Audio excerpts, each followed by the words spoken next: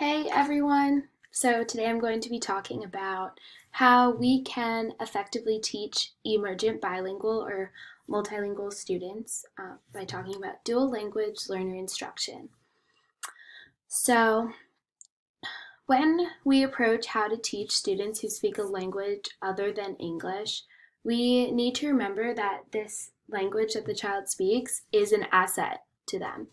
A quote that I think supports and goes along with this way of thinking is from Charlemagne, and it reads, "To have another language is to possess a second soul." Um, and so, knowing that a second language opens up so many new doors for children and even adults, and it proves to be an avenue for wider communication, is something that we need to keep in the forefront of our minds when we begin planning how to teach them. We, as educators, have a responsibility to teach the student English proficiently, but also respect that this student has an understanding of a whole other second language. So we need to learn how we teach them in a whole group setting in English while also honoring this second language. So let's talk about why this is relevant to all of us as elementary education majors. So the number of dual language learners is on the rise. The number of dual language learners in the US has more than doubled in the past 30 years. So that just means that more and more children are coming into our classrooms that speak a different language. So the likelihood of you having a student in your class who speaks a language other than English is increasing each year. Then looking at the next two facts, it kind of talks about the ages. So currently, there's over 1/4 of children in the US under the age of 5 learning a language other than English at home. And most dual language learners in the US are in grades K through 5th. So this makes it especially relevant for us as elementary education majors because elementary schools are where we see a majority of our dual language learners. They're just coming into the education system. Maybe the only language that they've been exposed to is their home language. So that's why we see most of them in elementary schools. And as they get typically to high school, they have acquired a higher proficiency of English and they even use it in their day to day and in their social settings. So we see less of a focus on dual language learners in high school. But for us in elementary schools, it's very, very prevalent. So how do we teach these students? One of the most important things we can do is honor the home language. At first, we may think that it's the best approach to learn that student's home language, but I think most of us as pre-service teachers have seen that teachers likely don't have the time to become proficient in a whole other language. So instead of that, thinking back to the quote that I shared at the beginning, we have to respect the second language and use it to the student's advantage. So we want to make our lessons inclusive of the student's home language and use the home language hand in hand with English. We need to remember that this student brings a wealth of knowledge to our classroom, and it's just in a different language. We can't discount his or her prior knowledge just because it's not in English. We have to access that information and use it to enrich their English learning. We can't use a completely English approach. That's going to discourage the student, that's going to intimidate the student, and it's just not going to yield positive results. We shouldn't limit our instruction to just the students who come from second language speaking backgrounds.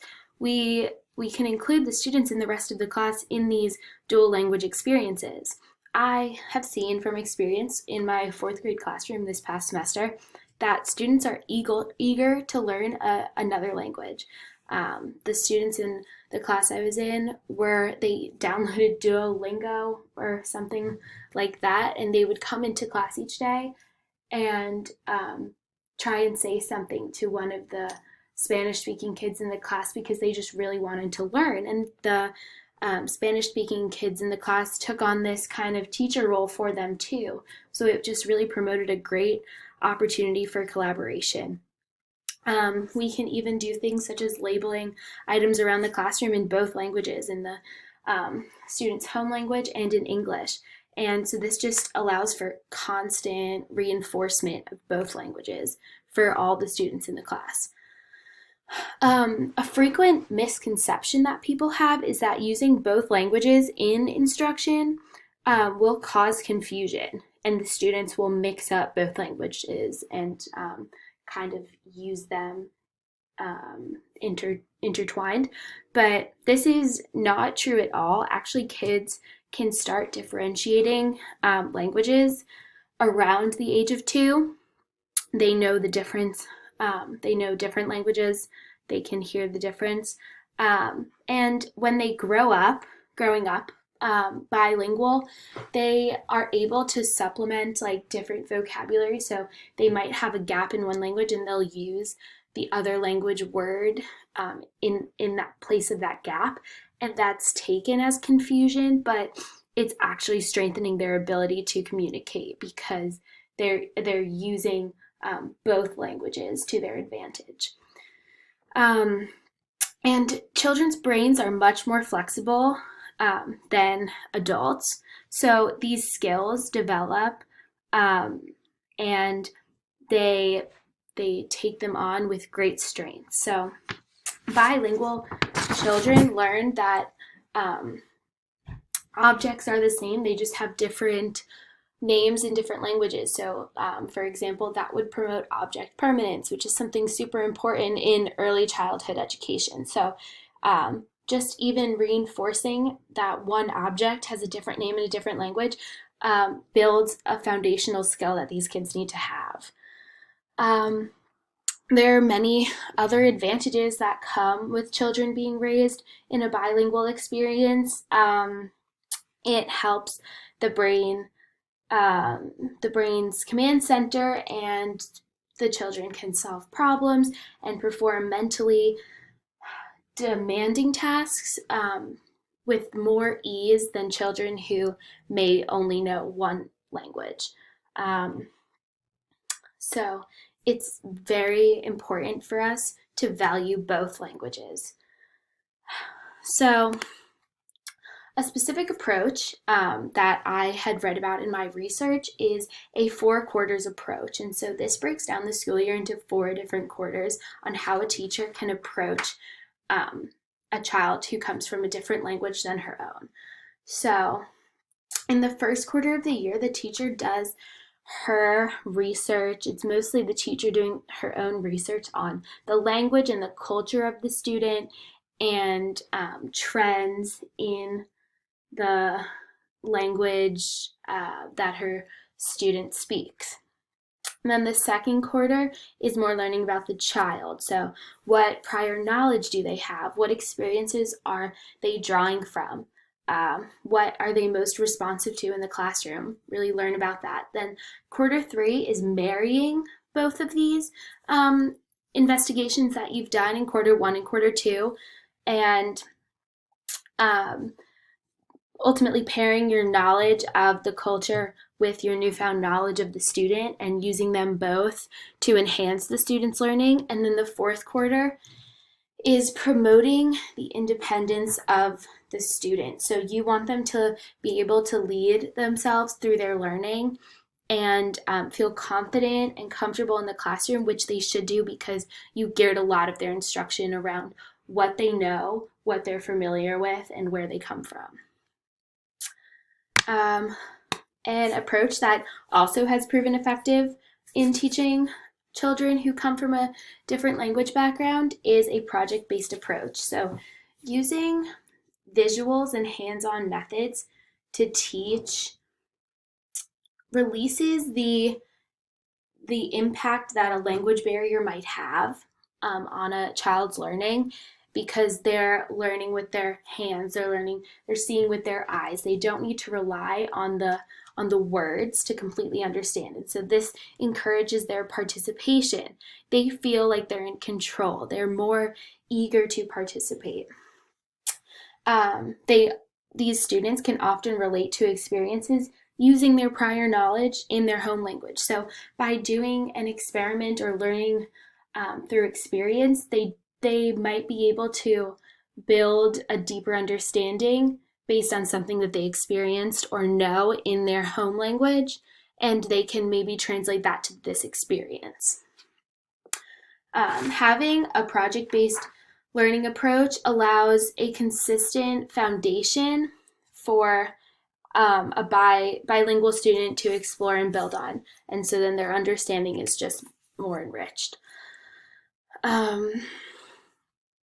Often parents of who do not speak English, they're hesitant to interact with the school, whether it's due to their culture or maybe a lack of English skills.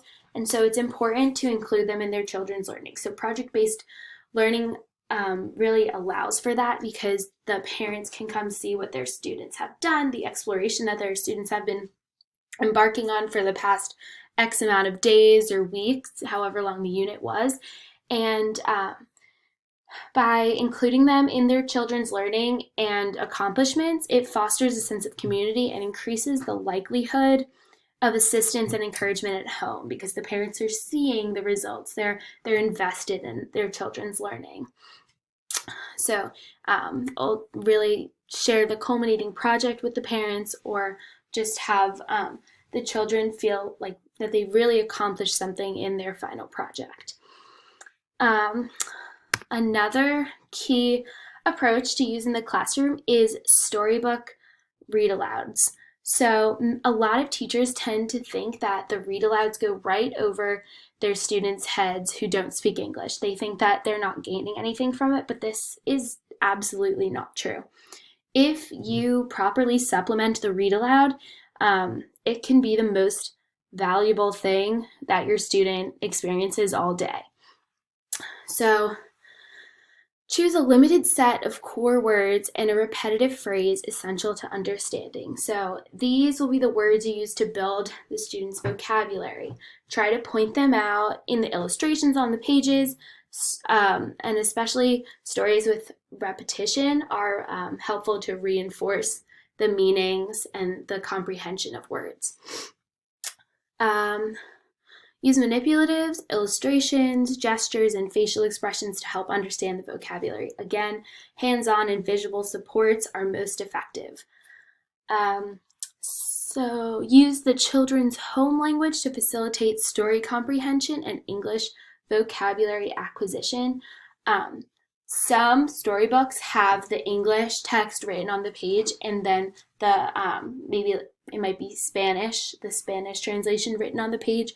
And I've seen teachers skip this because they don't think it's valuable to read, but it's actually very important to read to not only help the student who speaks that language stay engaged, but the student will draw connections between the English text and the second language text that they hear. Read the story multiple times during the week. Again, repetition is so important for these students to build their understanding. Incorporate culturally relevant thematic units and books. Students need to see themselves represented in their classroom, and so books that are culturally inclusive will do that and make them naturally more engaged. Encourage children to retell and dramatize the story. Retelling helps, again, with this vocabulary building, and acting out the story it doesn't even require spoken presentations. Like the students, you might have them silently act it out, and they will feel more comfortable doing this because they might have that understanding, but not yet feel confident to share it verbally. So acting it out is a safe option for all. And expand the ideas in the book to other classroom settings. Keep the book consistent in the classroom centers to reinforce concepts and help these students find familiarity in their surroundings. Ultimately, use your classroom to set an example. it's so important for us to come together and use various languages because we will come across so many different languages in our lifetime. So encourage